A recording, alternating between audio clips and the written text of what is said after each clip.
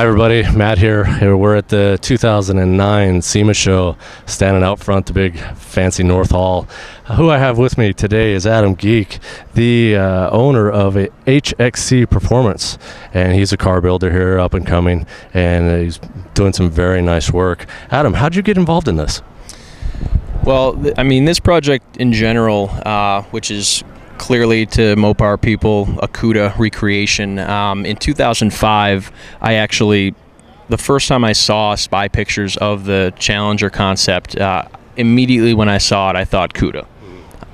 Something about it, it looked like a CUDA, and I knew, great, you could do this, do this, do this, minimal changes, and it'll just transform the car.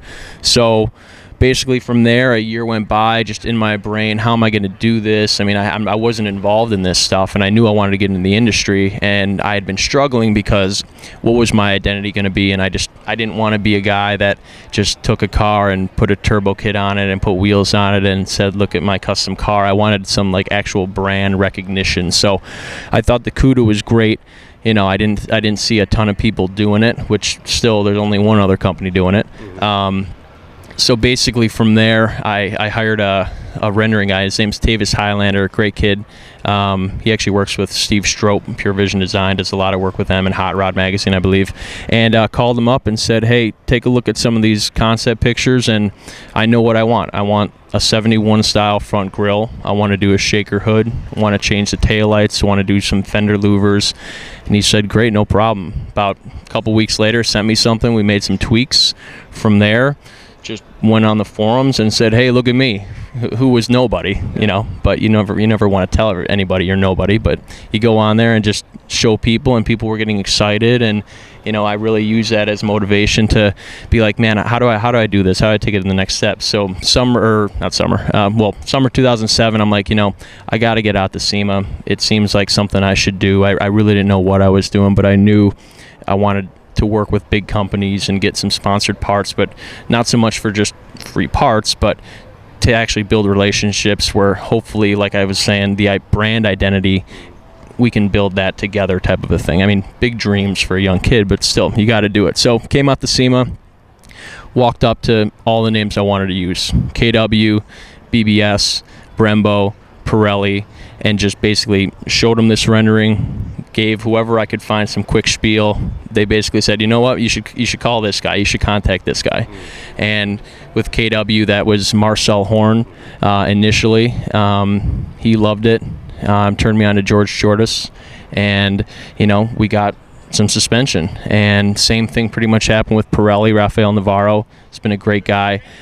He's been giving us tires for last year's car, for this year's car.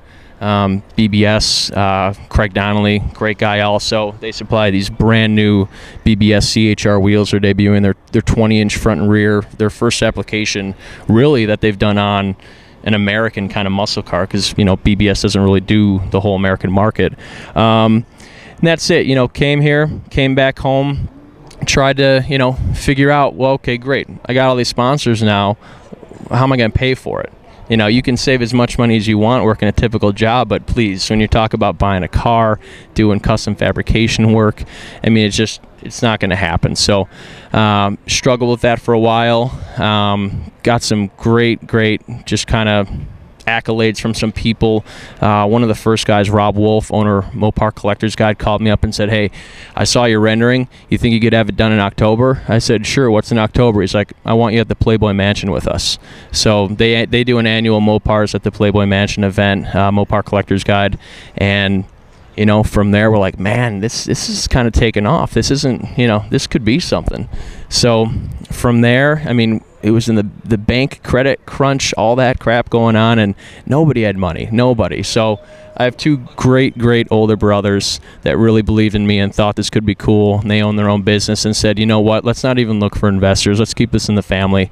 And I'm very fortunate and thankful for them. And basically from there, we had all the, you know, things in line, but then we realized, okay, great, we know what we want to make in terms of the custom parts. Well, how do we make it? Because again, I'm not a fabricator. I don't pretend to be.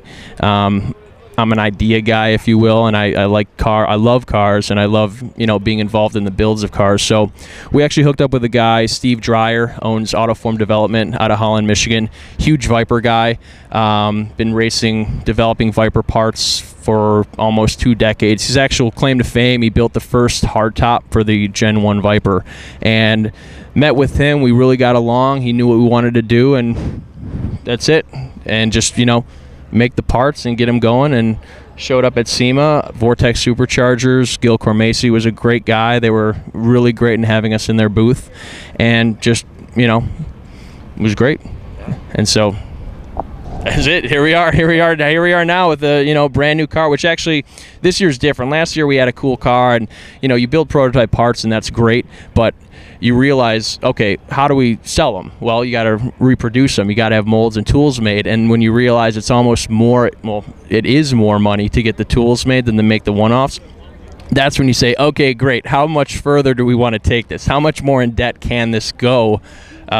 Which was a struggle. It was definitely a struggle this year, which is why it took a full year from last year to finally be back with production parts. And, you know, small things are being tweaked, but in terms of this car, which we're marketing in terms of production cars as an Autoform, HXC CUDA, Autoform Development we're partnering with, and HXC is going to be their kind of production.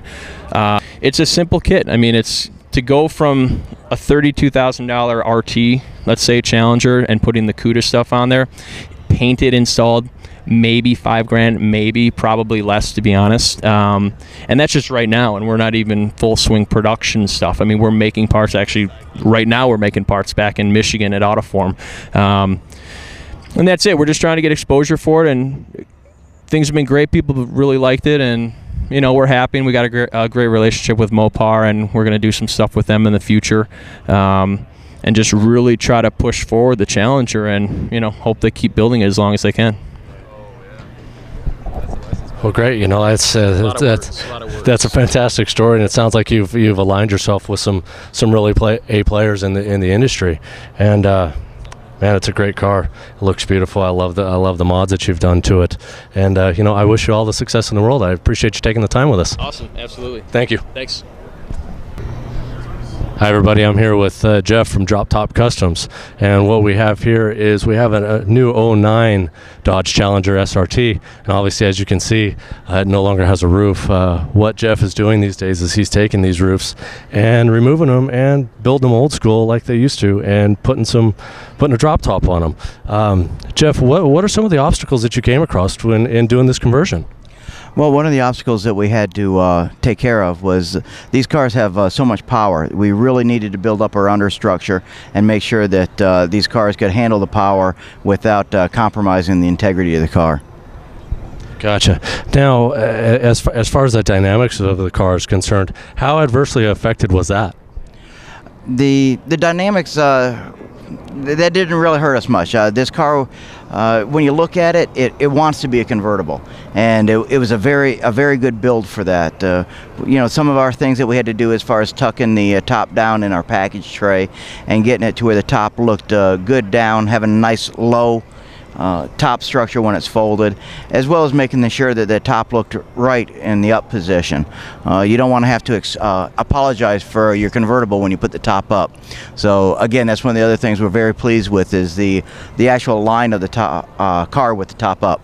Great, exactly, yeah. Now, are these a manual top, or are they a power top?